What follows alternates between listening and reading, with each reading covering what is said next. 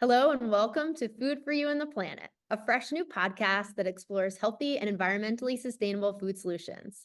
This podcast is brought to you by Healthy Plant Eat Online Farmers Market. I'm Dr. Rosemary Ostfeld and I'm your host. Together, we'll hear from leaders in environmental science, agriculture, medicine, nutrition, entrepreneurship, and more. Be sure to hit the subscribe button to hear all the latest in healthy and sustainable food with Food for You and the Planet. Today's episode features Dr. Alexis Temkin, Senior Toxicologist at the Environmental Working Group. Dr. Alexis Temkin supports EWG's consumer databases, policy and research in the areas of personal care and cleaning products, pesticides, and tap water.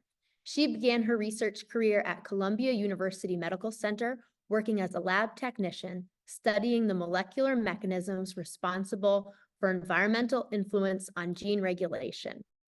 As a doctoral student, she studied how exposure to environmental chemicals during development can influence adult obesity and metabolic syndrome. Thank you so much for being here today, Alexis.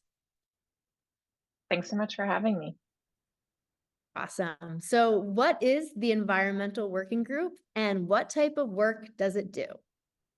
Sure. So the Environmental Working Group, or EWG as we go by, is a nonprofit organization that really was founded on the premise of researching environmental health, this sort of broad category of environmental health, but specifically focusing on exposure to toxic chemicals that people might face in sort of their everyday lives, like consumer products or food or drinking water.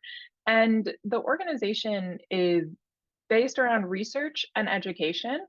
And this idea that we want to give people tools, resources, education so they can learn about these chemicals, how they might impact their human health, and then have really useful ways to actually do something about it, and ways to hopefully reduce exposure.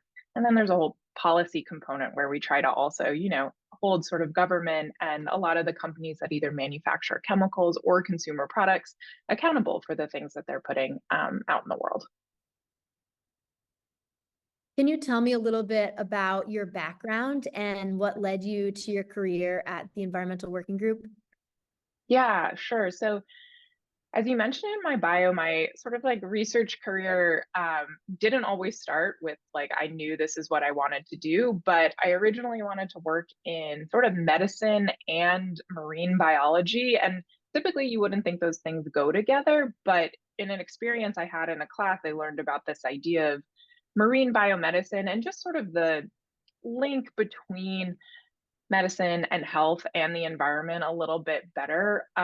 Originally, there were people studying like drugs that you could find from the deep sea in the ocean or something like that. But then I also learned a lot about how chemicals can enter the environment and then how that acts as a source of exposure and how it impacts health. So during my dissertation research, actually, I was working on a chemical that was in consumer products, and the EWG was a really great resource for me to actually figure out where that chemical was used. There was not a better database or a better resource at the time. So when I finished my degree, I was looking for job opportunities. I wasn't sure if I wanted to stay in academia for a variety of reasons. A lot of PhDs are looking for sort of different and alternative places where they can apply their skills. And so an environmental nonprofit that happened to have a job opening that fit the description I was looking for was available. And that's how I ended up here about 6.5 years ago.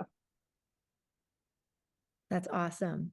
What are some of the dangers of synthetic pesticide exposure to humans, animals, and our environment? I know that that is an issue that the Environmental Working Group really works a lot on. Yeah, so EWG has been working on pesticides, health effects associated with pesticides for decades, far before, my time here and my time as in research at all, really. And the health effects associated with pesticides come in a few different ways. So a lot of what we know about the toxicity of pesticides, unfortunately, comes from occupational exposures. So individuals who are working as farm workers or are in agricultural communities, unfortunately, often face the burden of exposure to pesticides and other agricultural chemicals.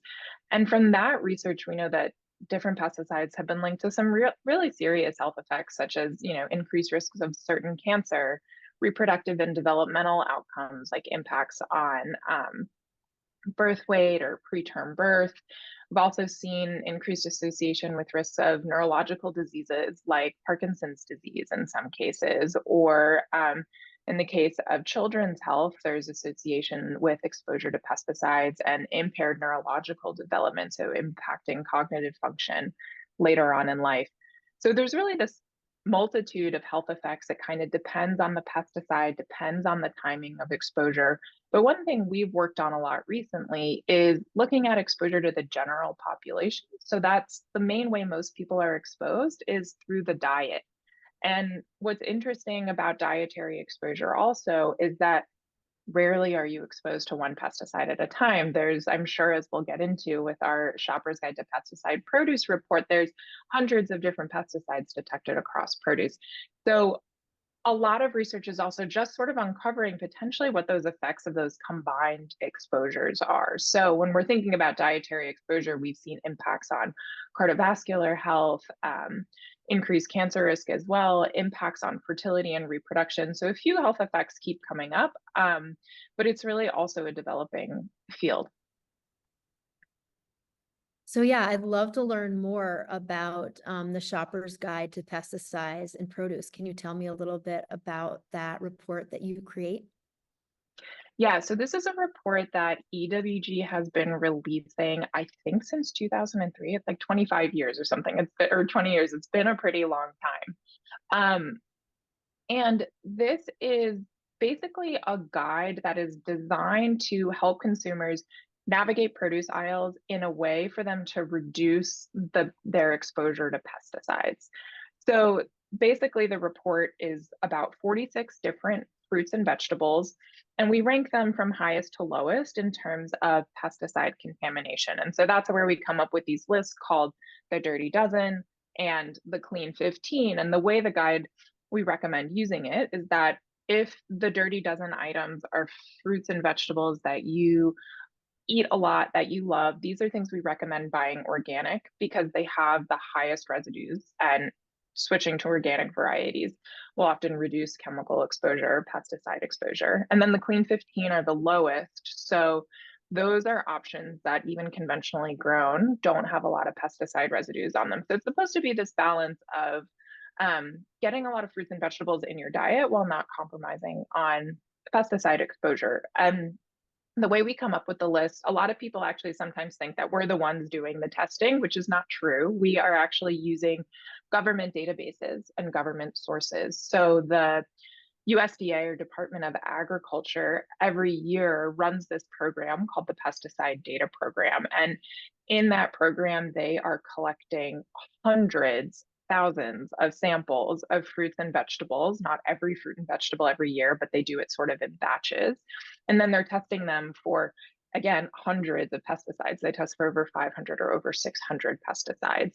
And so it's a really great resource. And so from that, we analyze the data and we look for a few different metrics of pesticide exposure. We focus on the percent of samples with detectable pesticides, the percent of samples with two or more, because often you'll find a lot more than just one pesticide on a sample.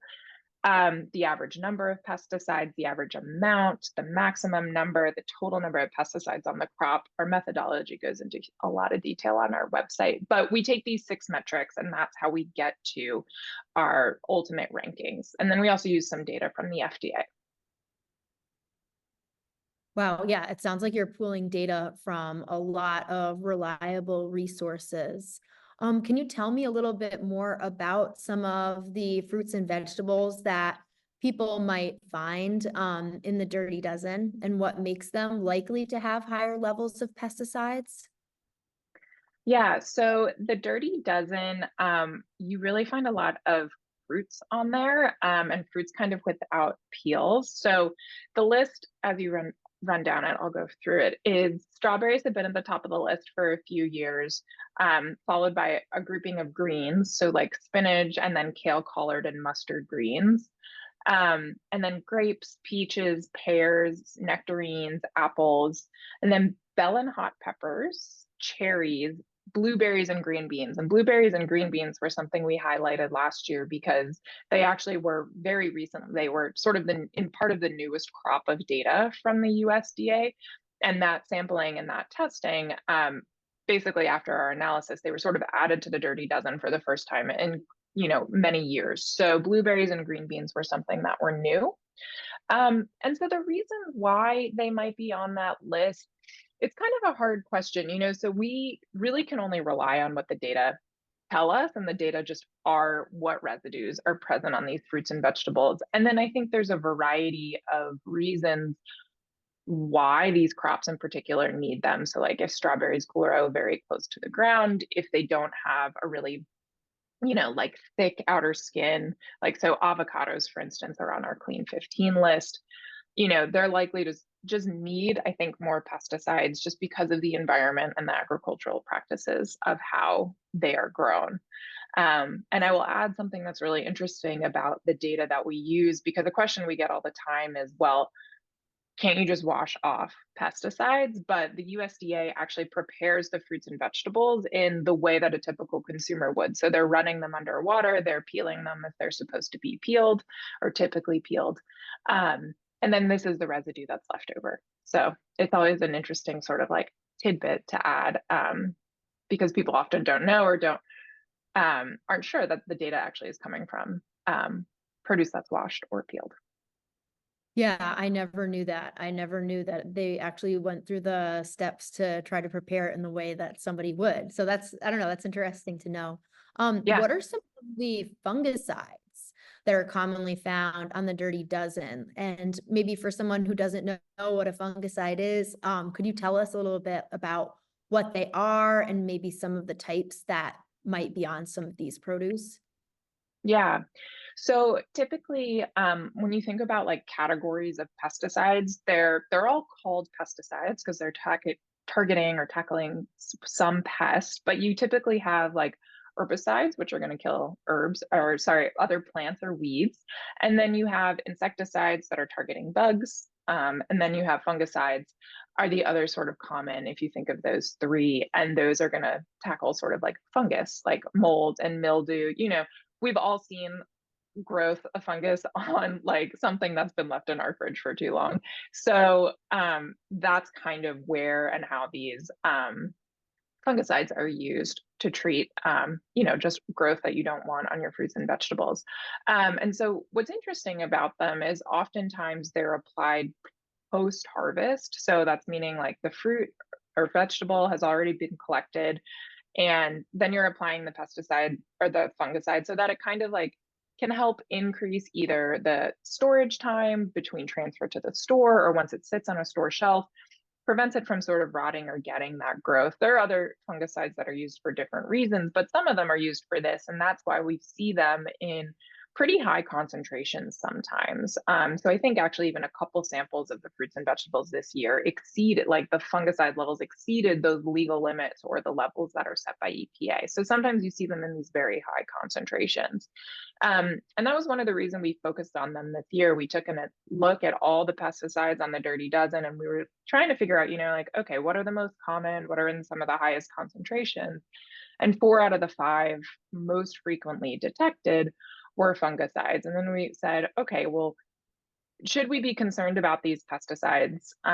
Specifically, do they have any health effects that we're interested in, or what's the data looking like there? And we saw that a couple of the most prevalent ones, like fludioxonil and pyrimethamine, there was emerging data showing that they could be potential endocrine disruptors. So they were acting or blocking some hormone receptors in cellular systems. So this wasn't necessarily in like a human or a whole animal study, but giving us these indicators of what potential health effects they could have. And some of the other ones, there was another one called pyroclostrobin, which again was potentially impacting metabolic outcomes, and another one called boscalid, which had been linked to cancer and thyroid hormones, as well as, or thyroid disruption, as well as impacting other hormones. So We don't have really long-term health studies on these fungicides specifically, but some of this initial data kind of raised, concern, especially if there's also a high route of exposure because they're in,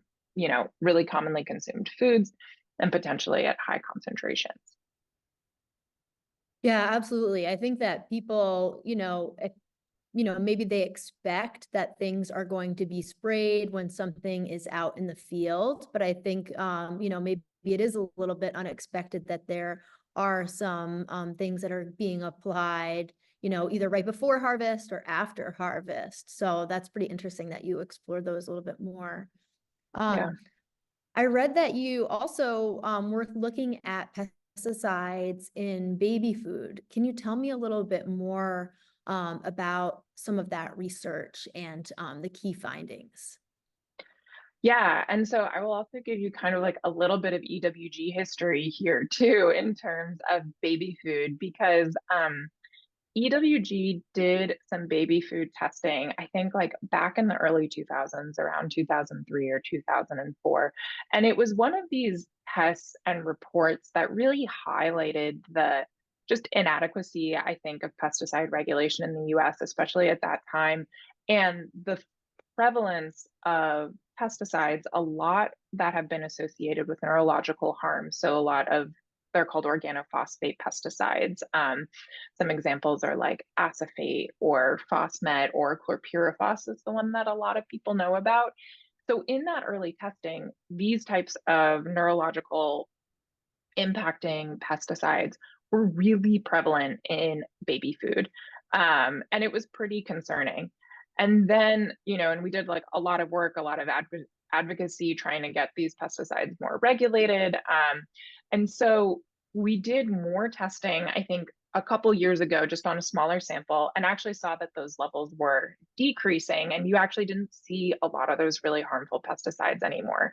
And so last year, or basically 2 years ago, when this USDA was collecting their data, because it's always a little bit behind, they decided to collect baby food. And it was the first time that the government agencies had actually collected and tested baby food in about 10 years. And so we only got a small sample of the baby food from last year or from the time that they collected it because they're actually doing another year of sampling and it just hasn't been released yet. So I will say stay tuned because there'll be more baby food data during next year's report.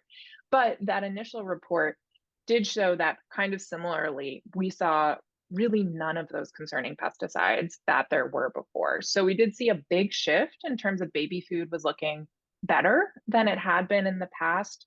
Baby food, some of the samples is also interesting. They had fewer pesticides than like the fresh fruit counterparts. So for instance, the USDA collected sweet potatoes, green beans, peaches, and pears. And if you look at the data for like just normal, you could call it adult sweet potatoes or green beans or pears.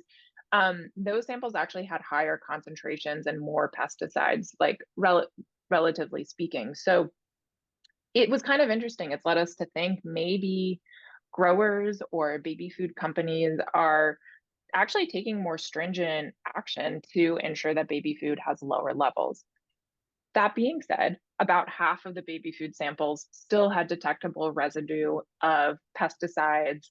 Pears in particular, I think, had about 90%, and several different pesticide residues. So the baby food story is interesting because it's a good news story, but there's still more work to do, basically, is I think how we like to think about it. And then once we have these more complete data sets, we'll be able to actually understand sort of what the market of baby food really looks like in terms of which pesticides are found, how many, and what concentrations. Yeah, I mean, that definitely is reassuring that it is going in the right direction, but I hope that the baby food companies like keep pushing for cleaner food for children. I mean, yeah, that's absolutely critical. Yeah, and one of Can you the tell me? reasons, oh, sorry, I was just going to add that like one of the reasons is that children's health and like babies are way more sensitive and vulnerable to these potential impacts and health effects from pesticides. So, an adult might be a little bit more able to sort of like combat those health effects. But as a child, while you're still developing, a lot of these systems, whether it's your brain or your reproductive system, are really reaching full function. So if that is interrupted by some sort of chemical exposure, it can lead to disease later in life. So it's one of the reasons why we really focus on baby food and exposure to children, and why children's health is super important. Can you tell me a little bit about the Clean 15, like moving back to the more grown-up side of things, and what makes them more likely to have lower levels of pesticides? Yeah, so I love the Clean 15. I think sometimes, like, when we do coverage of this report or when it gets covered in the news, a lot of people are like, what's the worst? What's the dirty dozen? Like, that kind of news hook. But the Clean 15 is, something we've also talked about every year that we've released this report. And it's this really great resource of fruits and vegetables that, when they're conventionally grown or non-organic, also have pretty low pesticide residues. So 65% of the samples of the Clean 15 had no detectable residues of pesticides at all.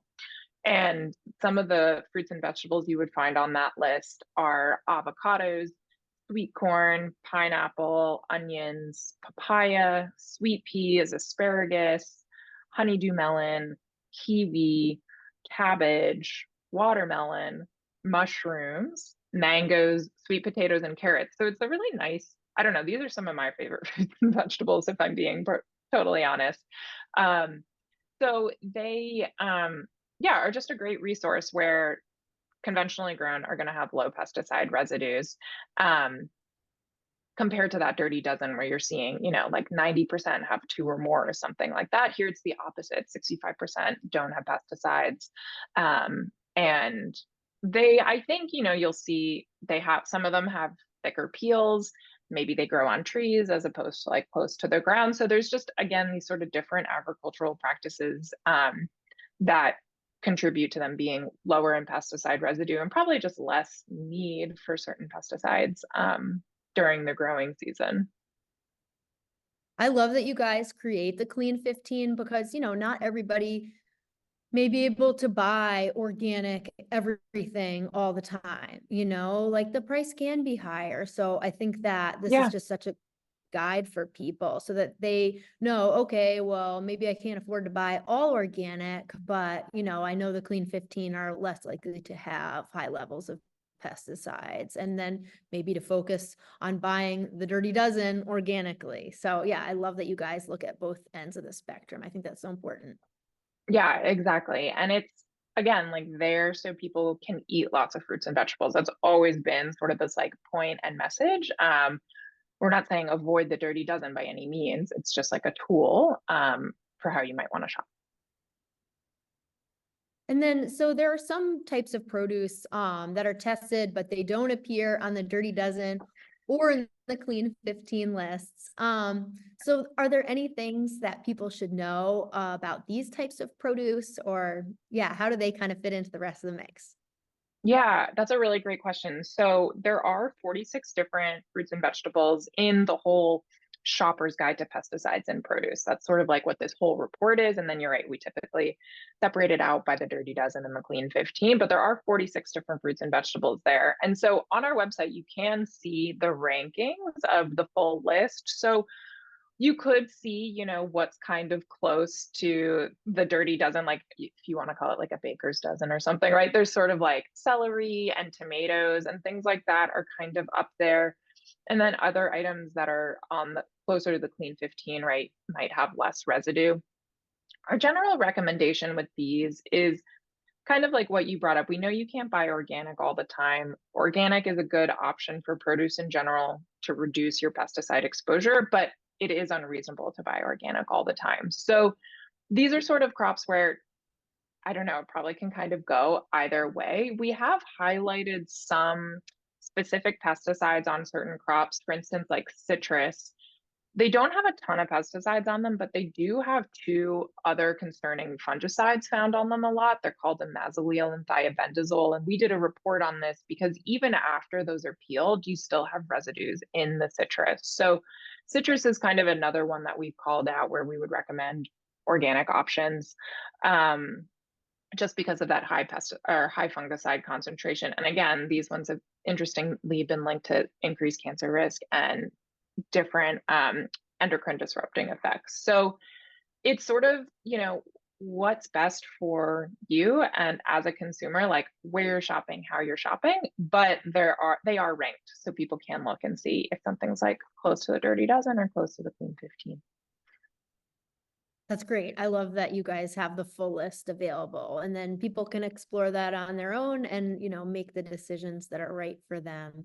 Hmm. Um, so what other actions can people take to advocate for synthetic pesticide-free produce? Like, what are some things people could do right now? There are often times that we are basically calling out EPA and saying like, hey, you need to do a better job of regulating this pesticide. So there are opportunities for public comment, which is kind of interesting. And that's, hard to just figure out. I think if you're a general consumer, like I'm going to go on EPA's website and figure out how to, comment on this pesticide. So we try to also make that a little bit easier by having some actions that people can take. Um, I think similarly, shopping with your dollar is always interesting. If you support organic agriculture and you can, that's a good signal that people are interested in fruits and vegetables that have sort of reduced synthetic pesticides, reduced potential harm to human health and the environment. Um, and then I think specifically if you live in California, agriculture and the topic of pesticide use is very active in the state legislature, and there's a really high like regulatory system there in terms of they actually have their own department of pesticide regulation, which not every state does. But so I would say in California, legislators and state representatives know about pesticides and want to hear from people about them. Are there any other things that you'd like to add and just share about EWG or pesticides in produce? I would just say that, this shopper's guide is really supposed to be there for you and for consumers, right? It's a tool to hopefully help people eat a lot of fruits and vegetables while reducing pesticide exposure. We also have a lot of other pesticide information on our website. The main would be ewg.org, and then ewg.org/food news is how you get to everything about the shopper's guide. Um, and again, if people are interested in consumer products like makeup and personal care or cleaning products, we also have major databases called Skin Deep and the Guide to Healthy Cleaning that sort of it's similar to what we do with fruits and vegetables, but we essentially rate the hazard of ingredients used in cleaning and personal care products, and things are rated from either a 1 to 10 or an A to an F. And so you can kind of get an idea of what products might be a little bit safer or what ones you might want to avoid. Yeah, so check it out. There's a few different resources there. Awesome. Thank you so much for joining the podcast today, Alexis. You did a great job. And thank you so much for creating this really valuable resource for people to check out. Thank you so much for having me and for hosting me.